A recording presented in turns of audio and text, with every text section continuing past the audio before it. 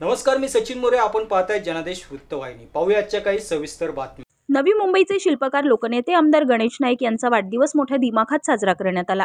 नवी मुंबईतील white house येथे साजरा करण्यात आलेल्या वाढदिवसाप्रसंगी आमदार गणेश नाईक यांना वाढदिवसाच्या शुभेच्छा देण्याकरिता विविध राजकीय सामाजिक मंडळीसह विविध स्तरातील नागरिकांनी त्यांना वाढदिवसाच्या भरभरून शुभेच्छा दिल्या. पाहूया याचीच काही क्षणचित्रे.